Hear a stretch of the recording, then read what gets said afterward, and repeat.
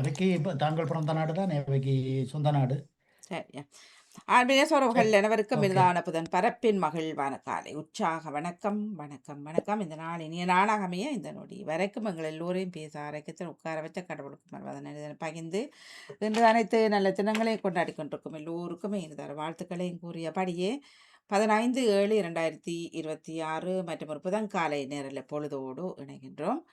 வளமை போல வேடம் நிகழ்ச்சிகள் மும்மத சிந்தனை நேரம் தொடர்ந்து யோகாசன பயிற்சி தினக்கவி மற்றும் பொறிச்சொல் இணைத்துவிட்டு சமகால இலக்கிய நேரம் இருக்கின்றது. 10 மணிக்கு குடும்பங்கோலயம், 11 மணிக்கு மரபு கவி கற்போம். தொகுப்போடு சிவதாசன் ராகவன் அவர்கள், சரஸ்வதி பாஸ்கரன் அவர்கள் காத்திருக்கின்றார்கள். குடும்பங்கோலயம் நவுலா சிவராஜன் அவர்கள். வாருங்கள் தமிழக்கா, வணக்கம்.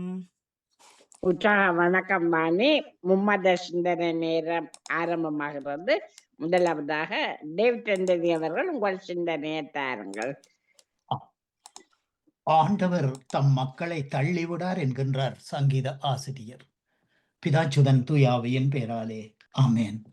அன்பு பாமுக உறவுகளுக்கு எனது காலை வணக்கம். உங்கள் குடும்ப நல உற்சாகத்திற்காக இறைவனை பிரார்த்தித்து அதே நேரத்திலே எங்களுடைய ராமநாதன் குருக்கள் ஐயாவுக்கும் இன்றைய நாள் சிறப்பான ஒரு பிரார்த்தனையோடு கிறிஸ்தவ நற்சிந்தனை வழங்குபவர் பிரான்சில் இருந்து டேவிட். நற்சிந்தனை தொடரன் 2140 பொதுக்காலம் 15ஆம் வாரம் என்ற புதன் தினமுமாகும். இன்று திரு அவை புனித பொனவெந்தூர் அவர்களை நினைவு கூறுகின்றது. அன்பான உறவுகளே, எம் இறைவனை நலங்காக்கும் இறைவனை நான் நினைந்து மனமுருகி பாடுவோம். திருக்கரத்தால் தாங்கியம்மை திருச்சித்தம் போல் நடத்திடுமே, குயவன் கையில் களிமண்ணான் அனுதினமும் வனைந்திடுமே, குயவன் கையில் களிமண்ணான் அனுதினமும் வனைந்திடுமே, வசனம் தியானிக்கையில் இதயமதில் ஆறுதலே, காரிருள் நடக்கையிலே தீபமாக வழி நடத்தும், காரிருள் நடக்கையிலே தீபமாக வழி நடத்தும். வாழ்த்தொலியாக அல்லேலூயா அல்லேலூயா. தந்தையே, விண்ணுக்கும் மண்ணுக்கும் ஆண்டவரே உம்மை போற்றுகிறேன். ஏனெனில் விண்ணரசின் மறைபொருளை குழந்தைகளுக்கு வெளிப்படுத்தினீர். அல்லேலூயா. மன்னிக்கோ.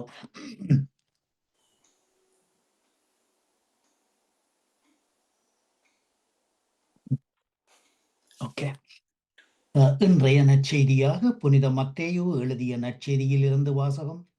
அதிகாரம் 11, இறை வார்த்தைகள் 25 27 வரை. அக்காலத்தில் இயேசு கூறியது, தந்தையே, விண்ணுக்கும் மண்ணுக்கும் ஆண்டவரே உம்மை போற்றுகின்றேன். ஏனெனில் ஞானிகளுக்கும் அறிஞர்களுக்கும் இவற்றை மறைத்து குழந்தைகளுக்கு வெளிப்படுத்தினீர். ஆம் தந்தையே, இதுவே உமது திருவுளம். என் தந்தை எல்லாவற்றையும் என்னிடத்தில் ஒப்படைத்திருக்கின்றார். தந்தையை தவிர வேறு எவரும் மகனை அறியார். மகனும் அவர் யாருக்கு வெளிப்படுத்த வேண்டுமென்று விரும்புகின்றாரோ அவரும் அன்றி வேறெவரும் தந்தையை அறியார் என்று கூறினார். இது கிறிஸ்து வழங்கும் வாழ்வு தரும் நற்செய்தி. கிறிஸ்துவே உமக்கு புகழ். நமது ஆண்டவராகிய இயேசு இன்றைய நற்செய்தியிலே, அதாவது வாழ்த்தொலியிலே, தந்தையே, விண்ணுக்கும் மண்ணுக்கும் ஆண்டவரே உம்மை போற்றுகின்றேன் என்று சொல்லி தன்னுடைய தந்தையை போற்றுகின்றார், வாழ்த்துகின்றார், அவரை நிரசனப்படுத்துகின்றார். காரணம், தான் இவ்வுலகிற்கு வந்தது தன்னுடைய தந்தையினால் தான் அனுப்பப்பட்டு வந்தேன் என்பதை இங்கு மறுபடியும் இயேசு வெளிப்படுத்துகின்றார். சாதாரண ஒரு மனிதனாக இந்த உலகத்தில் தோன்றியவர் தன்னை ஒரு நேரத்திலே நானும் தந்தையும் ஒன்று என்று சொல்லி புனித யோவான் எழுதிய நற்செய்தியிலே குறிப்பிடப்பட்டதையும் நாம் கவனத்தில் கொள்ள வேண்டும். ஆகவே இந்த இறைமகனாக பிறந்த மகன் தந்தையினால் அனுப்பப்பட்டவர். ஆகவே இன்றைய நாளிலே தந்தையே, விண்ணுக்கும் மண்ணுக்கும் ஆண்டவரே உம்மை போற்றுகின்றேன் என்று சொல்லி அவரை புகழ்ந்து பாடுகிறார் இயேசு. ஆகவே மண்ணிலே மண்ணோடு மண்ணாக எங்களோடு வாழ்ந்த இயேசு மரித்து உயிர்த்து 3ஆம் நாள் பரலோகத்துக்கு எழுந்தருளி அங்கே தந்தையின் வர பக்கத்தில் அவர் வீற்றிருக்கும் போது அதே மகிமையை பெறுகின்றார் என்று சொல்லி நாம் வேதாகமத்திலே வாசித்தோம். ஆகவே இன்றைய நாளிலே ஏசாயா குறிப்பிடப்படும் அந்த அதாவது கடவுளை விட்டு விலகி அவர்கள் செல்லும் போது என்ன துன்பத்தை அவர்கள் எதிர்நோக்க வேண்டி வரும், எதை அவர்கள் இறைவனை பகைக்கின்றதாலே அவர்களுக்கு என்ன நடக்கப் போகின்றது என்பதை அவர் மேலாக இந்த அடிக்கோள் விட்டு காட்டுகின்றார். எனக்கு எதிராக ஒருவரும் இறக்கை அடிக்கவில்லை, வாய் திறக்கவில்லை, கீச்சென்ற ஒலி எழுப்பவும் இல்லை. வெட்ட பயன்படுத்துகிறவனுக்கு மேலாக கோடாரி தன்னை மேன்மை பாராட்டுவதுண்டோ? அறுப்பவனை விட தன்னை சிறப்பு மிக்கதாக வாழ் கருத இயலுமோ? தன்னை தூக்கியவனை சுழற்றி வீச கைத்தடியால் கூடுமோ? மரமல்லாத மனிதனை தூக்க மரத்தாலான கோலால் இயலுமோ? ஆதலால் தலைவராகிய படைகளின் ஆண்டவர் பாழாக்கும் கொள்ளுநோயை அவனுடைய கொழுத்த வீரர்கள் மேல் அனுப்புவார். அவனது மேன்மையின் கீழ் தீ ஒன்றை வைப்பார். அவர் நெருப்பு மூட்டுவார், அது கொழுந்து விட்டு எரியும் என்று சொல்லி ஏசையா இன்றைய காலத்துக்கு பொருத்தமாக இந்த வார்த்தைகளை நமக்கு தந்திருக்கின்றார்கள். ஆகவே அன்பான உறவுகளை நாங்கள் சிந்திக்க வேண்டியது எவ்வளவோ இருக்கின்றது. நேற்றைய தினம் தங்கை செல்வதி நித்யானந்தம் அவர்கள் கூட அந்த ஒரு விடயத்தை பற்றி தங்கை சகோதரி நேவிஸ் பிலிப்பிடம் கேட்டிருந்தார். ஆனால் 2 விடயங்களை நாங்கள் பார்க்கணும். ஏனென்றால் இந்த நற்செய்தியை அவர்கள் எப்போதுமே கேட்டுக்கொண்டு வருகின்றார்கள். ஆகவே இயேசுவுக்கு அதாவது அவ என்னன்னா அந்த இலைகளும் பச்சை காய்கறிகளும் வருத்தத்தை குணமாக்கவில்லை என்று சொல்லி சொன்ன அந்த பாட்டை கோடிட்டு காட்டி அந்த கருத்தை கூறியிருந்தார். இயேசு எத்தனையோ பேருக்கு கையை தொட்டு குணமாகி இருக்கிறார். அதையும் நாம் கவனத்தில் கொள்ள வேண்டும். அதே நேரத்திலே இன்னொரு இடத்திலே இந்த இயற்கையின் படைப்புகளுக்கு கூட நோயை குணமாக்கும் தன்மை இருக்கின்றது என்பதை ஒரு கண் தெரியாத ஒரு அவருக்கு கண் தெரியவில்லை என்று சொல்லி அவர் போகிறார். இயேசுவிடம் போய் முறையிடுகின்றார். அவர் கீழே குனிந்து உமிழ்நீராலே அந்த எச்சியினாலே மண்ணிலே சேர் உண்டாக்கி அந்த சேரை எடுத்து அவர்கள் இதிலே கண்ணிலே தடவி சொல்லுகிறார், போய் சீலோம்பம் குளத்திலே கழுவும், அப்போது உமக்கு பார்வை தெரியும் என்று சொல்லி. அதே போல அதாவது அவர் சொன்ன வார்த்தையின்படியும் அவர் குணக்கப்பட்டார். அதே நேரத்திலே அந்த இயற்கையின் மூலமாகவும் கடவுளின் படைப்பின் மூலமாகவும் அவர் குணமாக்கப்பட்டார். ஆகவே 2 விடயங்களை கவனிக்கணும். இதை தவிர இயேசுவினுடைய பெரும்பாடுள்ள ஒருவர் போய் அவருடைய ஆடையை தொடுகிறார். அந்த பெண் அவருடைய உதிரம் நின்று போகின்றது, தொட்டதினாலே குணப்படுத்தப்பட்டார். இங்கே மருந்து மாத்திரைகள் எதுவும் கொடுக்கவில்லை. ஆகவே இறை மக்களின் அந்த விசுவாசமும் நம்பிக்கையும் தான் அவர்களை குணப்படுத்துகின்றதே தவிர, ஆனால் மருந்து இன்றைய நவீன காலத்திலே விஞ்ஞானங்கள் எவ்வளவோ முன்னேறிவிட்டது. அந்த மருத்துவத்தின் மூலமாக அறுவை சிகிச்சை மற்றது மருத்துவ சிகிச்சை முதலான எல்லா சிகிச்சைகளையும் செய்து கொண்டிருக்கிறார்கள். இதில் எந்த விதமான இதுவும் இல்லை. ஆனால் அந்த கேட்ட கேள்வி, ஆக மருந்தில்லாமல் குணமாக்க முடியுமா என்றதுக்கு பதில் ஆம், இயேசு குணமாக்கினார். குருடரை தொட்டு குணமாக்கினார், நொண்டிகளை குணமாக்கினார், பாரிசவாதத்தினாலே பாதிக்கப்பட்ட மகனை வீடு ஓட்டை பிரித்து இறக்கினார்கள். உன் பாவங்கள் மன்னிக்கப்பட்டன, எழுந்து நட என்று சொல்லி சொன்னார். ஆகவே இங்க குணப்படுத்தல் என்பது மருந்தினாலும் அல்ல, நம்பிக்கையினாலும் முடியும் என்பதை இயேசு இங்கே குறிப்பிடுகிறார். அதை நாங்கள் கவனித்துக் கொள்ள வேண்டும். ஆகவே ஆணவம் நம்மை இறைவனிடமிருந்தும் அவருடைய உண்மைகளிலிருந்தும் விலக்குகிறது. தாழ்ச்சி நம்மை இறைவனுக்கு அருகில் கொண்டு வந்து அவருடைய ஞானத்தை பெற்றுக்கொள்ள தகுதிப்படுத்துகிறது. ஏசையா வாசகத்தில் அசீரியாவின் ஆணவம் அவர்களை இறைவனின் கட்டுப்பாட்டை பார்க்க விடாமல் குருடாக்கியது. மத்தேயு வாசகத்தில் ஞானிகள் மற்றும் மறைநூல் அறிஞர்களின் ஆணவம் அவர்களை இறைவனின் வெளிப்படுத்தலை பெற்றுக்கொள்ள விடாமல் தடுத்தது. நாம் இறைவனின் படைப்புகள், அவரது கையில் உள்ள கருவிகள், அவரது அன்பை பெற்ற பிள்ளைகள் என்பதை உணர்வதுதான் தாழ்ச்சி. ஆகவே இந்த நற்செய்தி நமக்கு விடுக்கும் ஒரு அழைப்பு, ஒரு சிறு பிள்ளைகளைப் போல தாழ்ச்சியோடு இருந்து இறைவனின் வார்த்தைகளை கேட்டு அவருடைய நற்பண்புள்ள பிள்ளைகளாக வாழ வேண்டும் என்று சொல்லி இன்றைய நற்செய்தி நம்மை அழைக்கின்றது. இந்நச்சிந்தனையில் இணைந்திருந்த அனைத்து பாமுக உறவுகளுக்கும் இந்நாளிலே இறைவன் நிறையாசி வழங்க வேண்டும் என்று எல்லோருக்கும் பொதுவான இறைவனை பிரார்த்தித்து அன்போடு விடைபெறும் இன்றைய நாளிலே எங்களது ராமநாதன் குருக்கள் ஐயா எல்லா நோய் நொடி புனிப்பீடுகளிலிருந்தும் விடுபட்டு பூரண சுகமடைந்து மறுபடியும் அவருடைய உடல் வளமில்லைக்கு திரும்ப வேண்டும் என்று பிரார்த்தித்துக் கொண்டு அன்போடு விடைபெறுகின்றேன். அன்பு தங்கியே திருமதி தவமலர் கல்விராஜன் அவர்களே, மீண்டும் நாளைய சிந்தனையோடு அடுத்த தலைமுறை நோக்கி நண்பர்கள் நட்பு பாராட்டும் இந்த மகத்தான மாதத்திலே விடுமுறை செல்லும் ஒவ்வொருவரும் உங்களுடைய பாதுகாப்பை உறுதிப்படுத்திக் கொள்ளுங்கள். நன்றி, வணக்கம். நன்றி, வணக்கம் டேவிட் அவர்களே. உங்கள் சிந்தனைக்கு வாழ்த்துக்கள். அடுத்து பாலன் வேலுப்பிள்ளை அவர்கள் உங்கள் சிந்தனையை தாருங்கள். ஆம், மீண்டும் ஒரு புதிய நாளை காண தந்த என்றென்றும் ஜீவனோடு இருக்கின்ற தேவகுமாரனுக்கு இருதயத்தின் ஆழத்திலிருந்து கோடான கோடி நன்றிகளை எடுத்துக்கொண்டு, அப்படியே எமது அன்பு சகோதரி தொகுப்பாளினி திருமதி தாமலர் கல்விராஜனுக்கு இனிமையான காலை வணக்கம். அப்படி நலமாக உற்சாகமா இருக்கீங்களா? இனிமையான காலை வணக்கம் பாலன். நான் உற்சாகமாக இருப்பேன். மிக்க நன்றி. நீங்களும் உற்சாகம்தானே? சரி, நானும் அதே மிக்க உற்சாகத்தோடு இருக்கும் சகோதரி. மிக்க நன்றி சகோதரி. அப்படி சகோதரி நன்றிகளை சொல்லிக்கொண்டு, அப்படியே எமது அன்பு சகோதரி திருமதி கலைவாணி மோகனுக்கும் மற்றும் எமது அன்பு சகோதரர் பாமோத்தின் அதிபர் திருவாளர் நடா மோகனுக்கும் மற்றும் பாமோத்தில் கடன் சிறப்பிக்கின்ற எல்லா உறவுகளுக்கும் உயிர்த்தெழுந்த இயேசு கிறிஸ்துவனுடைய ஆசீர்வாதங்கள் அனைத்து உறவுகளுக்கும் கிடைக்க வேண்டும் என்று சொல்லி இயேசு கிறிஸ்து நாமத்தில் ஜெப பணி எடுத்துக்கொண்டு லண்டனிலிருந்து ஈச்சமோட்டை வேலுப்பிள்ளை பாலன் இந்த கிறிஸ்தவ தொழிலக்கம் 859 என்று சொல்லிக்கொண்டு, பழம போல பரிசுத்த வேதாமத்தில இருந்து புதிய ஏற்பாட்டில புனித லூக்கா எழுத சுவிசேஷம் 12ஆம் அதிகாரம் 16ஆம் அதிகாரம்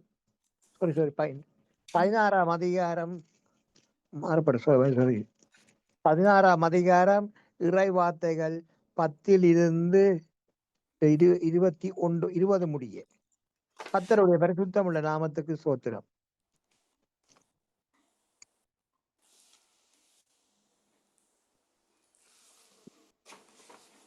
கொஞ்சத்திலே உண்மை உள்ளவன் அநேகத்திலும் உண்மையுள்ளவனாயிருக்கிறான். கொஞ்சத்திலே அநீதி உள்ளவன் அநேகத்திலும் அநீதியுள்ளவனாயிருக்கிறான். இது நேற்று வரை. அநீதியான உலகப் பொருளை பற்றி நீங்கள் உண்மையாயிராவிட்டால் யார் உங்களை நம்பி உங்களிடத்தில் மெய்யான பொருளை ஒப்புவிப்பார்கள்? வேறொருவனுடைய காரியத்தில் நீங்கள் உண்மையுள்ளவர்களாயிராவிட்டால் உங்களுக்கு யாதொன்றை சொந்தமாக கொடுப்பவர் யார்? எந்த ஊழியக்காரனும் 2 எஜமான்களுக்கு ஊழியம் செய்யக்கூடாது. ஒருவனை பகைத்து மற்றவனை சிநேகிப்பான், அல்லது ஒருவனை பற்றி கொண்டு மற்றவனை அசட்டை பண்ணுவான். தேவனுக்கும் உலகப் பொருளுக்கும் ஊழியம் செய்ய உங்களாலே கூடாது என்றார். இவைகளையெல்லாம் பொருளாசைக்காரராகிய பரிசேயரும் கேட்டு இயேசுவை பரியாசம் பண்ணினார்கள்.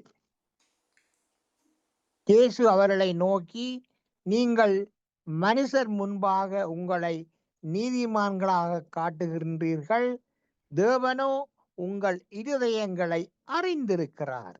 மனுஷருக்குள்ளே மேன்மையான எண்ணப்படுகிறது தேவனுக்கு முன்பாக அருவருப்பாயிருக்கிறது. மனுஷருக்குள்ளே மேன்மையாக எண்ணப்படுகிறது தேவனுக்கு முன்பாக அருவருப்பாயிருக்கிறது. நியாய பிரமாணமும் தீர்க்க தரிசன வாக்கியங்களும் யோவான் வரைக்கும் வழங்கி வந்தது. அது முதல் தேவனுடைய ராஜ்ய சுவிசேஷமாய் அறிவிக்கப்பட்டு வருகிறது.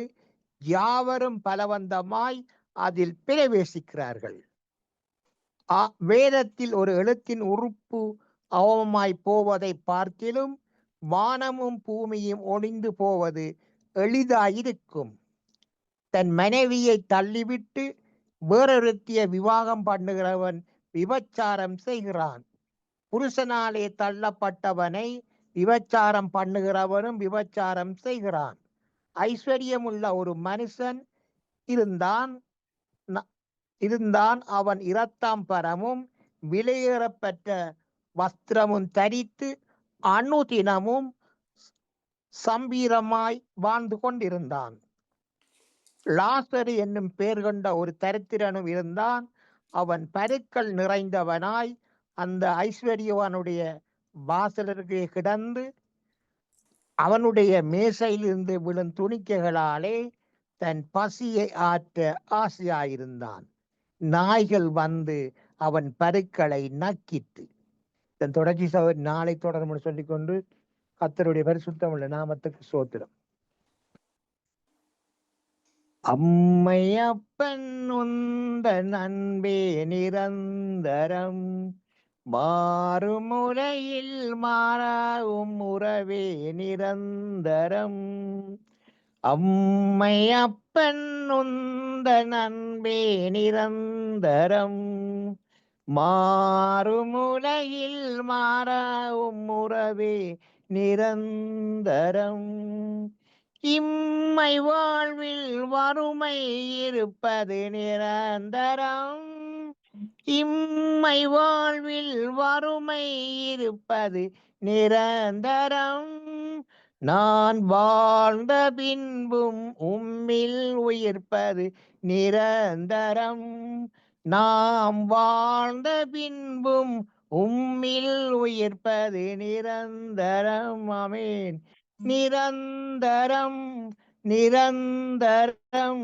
நீரே நிரந்தரம் அம்மை அப்பன் உந்தன் அன்பே நிரந்தரம் மாறுமுலையில் மாறாவும் உறவே நிரந்தரம் தாயின் அன்பு சேய்க்கு இங்கே நிரந்தரம் தாயும் தந்தையும் எமக்கு நீரே நிரந்தரம் தாயின் அன்பு சேய்க்கு இங்கே நிரந்தரம் தாயும் தந்தையும் எமக்கு நீரே நிரந்தரம் நிரந்தரம் நிரந்தரம் நீரே நிரந்தரம் ஆமீன்.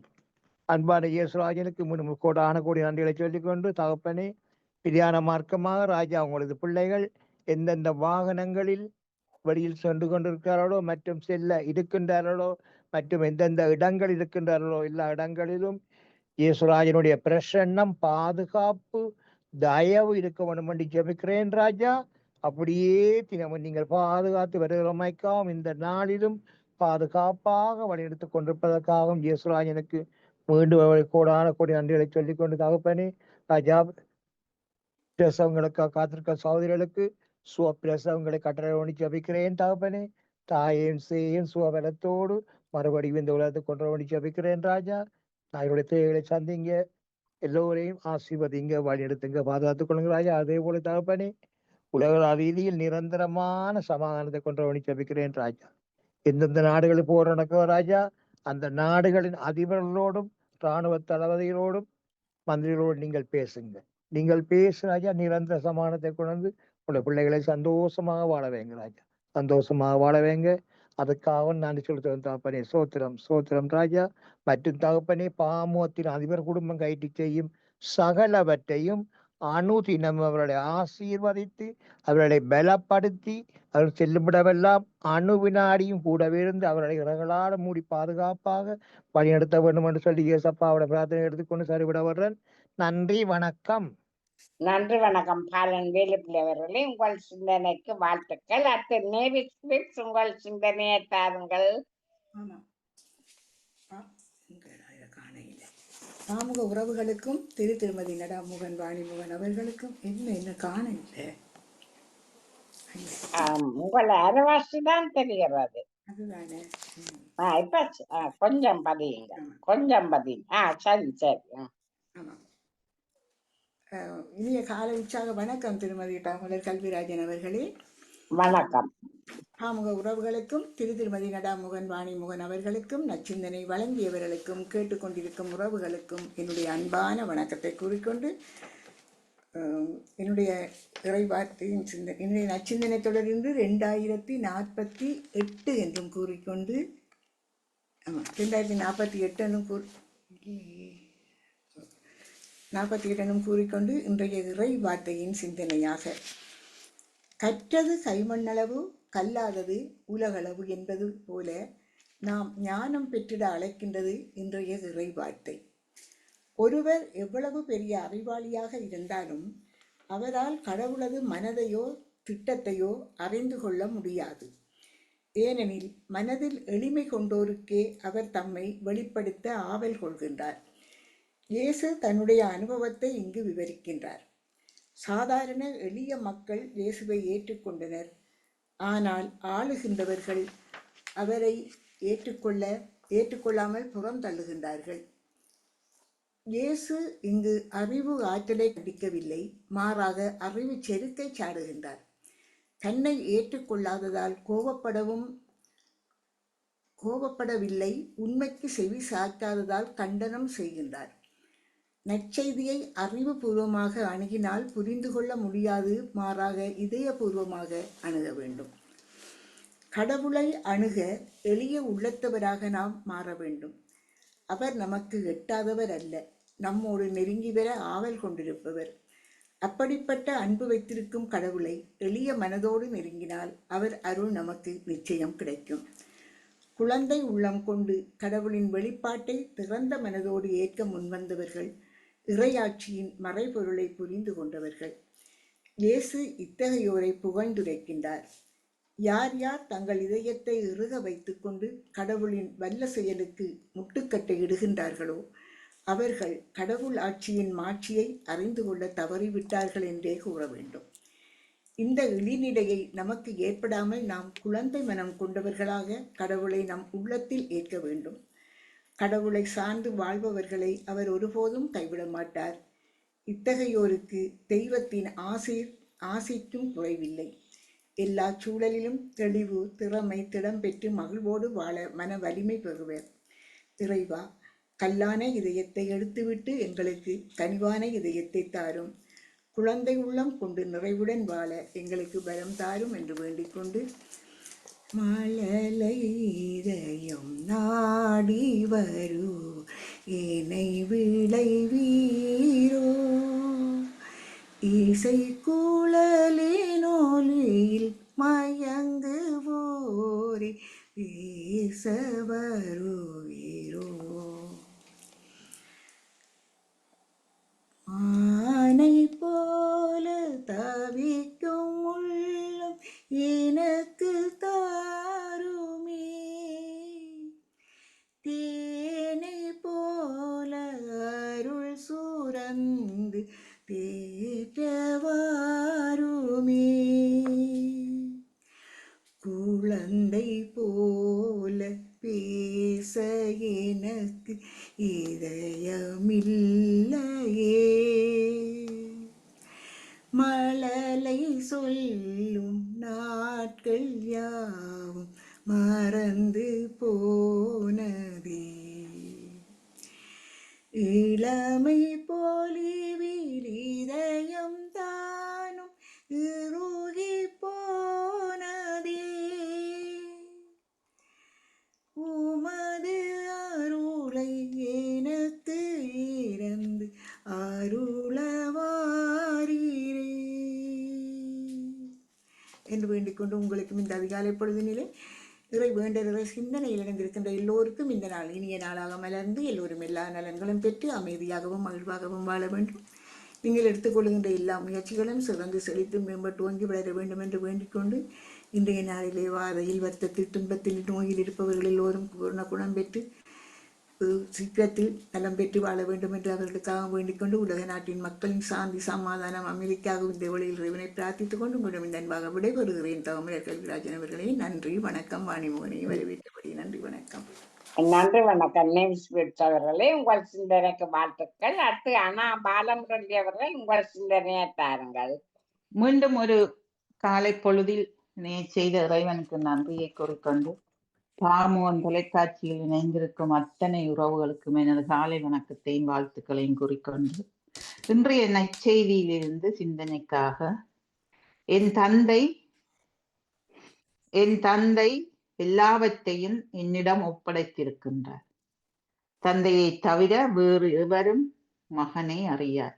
இது ஆண்டவர் வழங்கும் அருள்வாக்கு. இறைவா உமக்கு நன்றி. நாம் இன்று இயேசு தன்னுடைய சீடர்களுடன் பேசியதை பார்த்திருக்கின்றோம். யோவான் நற்செய்தியில் இன்றைய வாசகத்தில் இருந்து பிலிப்பு ஆண்டவரை நோக்கி தந்தையை எங்களுக்கு காட்டும் என்று கேட்கின்றார். அப்போ இயேசு கூறுகின்றார், என்னை பார்ப்பது தந்தையை பார்ப்பதற்கு சரி என்று. நாம் பல நேரங்களில் யார் தந்தை, யார் மகன், யார் இயேசு என்றெல்லாம் சந்தேகத்துடன் பார்ப்போம், கேட்போம். ஆனால் தந்தை ஆண்டவரால் அனுப்பப்பட்டவர்தான் இயேசு. இவ்வுலகில் அவர் மனிதராக எங்களோடு வாழ்ந்து பார்ப்பதற்காக வந்த இயேசு எங்களுடைய பாவங்களுக்காக சிலுவை சாவை ஈட்டார். இயேசு தந்தையின் வல்லமையுடன் பல இடங்களில் அற்புதங்களை நிறைவேற்றி இருக்கின்றார். பல வகையான நோய்களை குணமாக்கி இருக்கின்றார். நம்பிக்கை என்பது நம்மிடத்தில் மிகவும் முக்கியமான ஒன்றாக இருக்கின்றது. பிலிப்பு அவர்களின் அந்த மனச்சஞ்சலத்தை அவர் இயேசுவிடம் கேட்கின்றார். இயேசு கூறுகின்றார், என்னை பார்ப்பது தந்தையை பார்ப்பதற்கு சரி என்று. நாங்களும் அப்படித்தான் பல நேரங்களில் கடவுளே கடவுளே என்று கூப்பிடுகின்றோம். கடவுள் எங்களுக்கு முன்னால் வரவில்லையே, எங்களுக்கு அதை தரவில்லையே. நான் கோவிலுக்கு சென்றேன், கோவிலில் நற்கருணை எடுத்தேன், நான் சரியாகத்தான் கோயிலுக்கு காணிக்கை செலுத்துகின்றேன், ஆனாலும் நான் கடவுளை என் கண்ணால் பார்க்கவில்லையே என்று நாங்கள் புலம்புகின்றோம். மனம் கலங்கி மனம் வெதும்பி குடி அழுதிருக்கின்றோம். எங்களுடைய மன சஞ்சலங்களின் போது இயேசுவா கடவுளா என்று நாங்கள் வெறுத்திருக்கின்றோம். ஆனால் இயேசு நேராக வந்து எங்களுக்கு எதையும் செய்வதில்லை. மறைமுகமாக எங்களுக்கு யார் மூலமாகவோ அனுப்புகின்றார் இயேசு. எத்தனையோ கதைகள் இருக்கின்றது. ஒரு பிறந்த நாள் கொண்டாட்டத்தில் தந்த மகளுக்கு ஆடம்பரமான பிறந்த நாள் கொண்டாடும் போது அங்கு வறியவர் ஒருவர் வந்து உணவு கேட்கின்றார். அவர் இல்லை என்று திரட்டி விடுகின்றார். அதே மாதிரி 3 முறை இயேசு அந்த இல்லத்திற்கு வருகின்றார். அந்த 3 தடவையும் அவர் வெறுத்து தள்ளப்படுகின்றார். அப்ப இயேசுவே இயேசுவே என்று அந்த தாய் கூப்பிடும் போது இயேசு சொல்லுகின்றார், நான் தான் உன் இல்லத்திற்கு வந்தேனே, தாகமாய் வந்தேன், பசியோடு வந்தேன், நோயோடு வந்தேன், நீ என்னை எல்லாம் ஒதுக்கி விட்டாயே என்று. அப்ப அந்த தாயார் இருக்கிறார், எப்போ வந்தீர், எங்கே வந்தீர் என்று. அதுக்குத்தான் இயேசு இந்த விளக்கம் கொடுக்கின்றார். நான் ஏன் இதை சொல்லுகின்றேன் என்றால், எங்கேயோ ஒரு இடத்தில் எங்களுக்காக துன்பப்படும் நேரத்தில், நோய்வாய்ப்படும் நேரத்தில், ஒரு பண உதவி தேவைப்படும் நேரத்தில் கூட இயேசு நேராக வந்து எங்களுக்கு தருவதில்லை, மறைமுகமாகத்தான் தருகின்றார். தந்தையே உள்ள உறவை பற்றி சீடர்களும் பகிர்ந்து பொழுது தனக்கு தன் தந்தைக்கும் இடையே உள்ள உறவை இயேசு கூறுகின்றார். அதைத்தான் அந்த சீடர்கள் ஏற்றுக்கொள்ளுகின்றார்கள். எப்படியெல்லாம் நாம் வாழ வேண்டும் என்பதற்கு இன்றைய நற்செய்தி வாசகம் ஒரு எடுத்துக்காட்டாக இருக்கின்றது. ஏனென்றால் நாங்கள் கடவுளை நேராக பார்க்கணும் என்று விரும்புகின்றோம். ஆனால் இந்த நற்செய்தி வாசகத்தில் கூறுகின்றது, நீ செய்யும் ஒவ்வொரு சிறிய செயலிலும் இறைவன் உன்னோடு இருக்கின்றார் என்று. ஒரு சமயம் ஒரு நகரில் பலத்த மழை வந்தது. அங்கே ஒருவர் வாழ்ந்து கொண்டிருந்தார். அவர் மிகவும் கடவுள் பக்தி உடையவர், மிகவும் ஒரு ஆர்வம் உள்ளவர் கடவுளை பார்ப்பதற்கு. அந்த நகரில் மழை பெய்தது, வெள்ளம் வந்தது. அங்கிருந்த அவருடைய பக்கத்து வீட்டாரோ ஒருவர் வந்து, மழை வருகின்றது, என் வீட்டை எல்லாம் வெள்ளம் அடித்து கொண்டு போகின்றது, வா என் கூட என்ற போது அவர் சொல்லுகின்றார், இல்லை நான் வரவில்லை, என் தந்தை என்னை காப்பாற்றுவார், என் கடவுள் என்னை காப்பாற்றுவார் என்று. அதே மாதிரித்தான் வெள்ளம் வீட்டு கூரைக்கு கிட்டே வந்தது. ஹெலிகாப்டர் வந்து அந்த கூப்பிடுகின்றார்கள், வா வா வந்து. அப்ப அவர் சொல்லுகிறார், இல்லை என் தந்தை என்னை வந்து காப்பாற்றுவார் என்று. அப்பொழுது அந்த வீட்டு கூரையின் மேல் தண்ணி வந்து விட்டது. அவர் கேட்கிறார், தந்தையே நீ ஏன் என்னை காப்பாற்றவில்லை? நான் உண்மையை நம்பி இருந்தேனே, நீ எதற்காக என்னை காப்பாற்றாமல் விட்டீர் என்று உரத்த குரலில் அழுகின்றார். அப்போது இயேசு கூறுகின்றார், நான் தான் உனக்கு முதலே எச்சரிக்கையாக ஆளை அனுப்பிவிட்டேனே, நீ ஏன் அந்த நேரம் அதை ஏற்றுக்கொள்ளவில்லை? 2வது முறையும் நான் உனக்கு ஆளை அனுப்பினேன், நீ ஏற்றுக்கொள்ளவில்லையே. அப்போ அவர் சொல்லுகின்றார், தந்தையே நீர் வரவில்லை என்று. இதற்காகத்தான் சொல்லுகின்றேன், இயேசு எந்த இடத்திலும் தானாக வருவதில்லை. தானாக எங்கோ ஒரு இடத்தில் இயேசு வடிவில் எங்களுக்கு நிறைய உதவி கிடைக்கின்றது.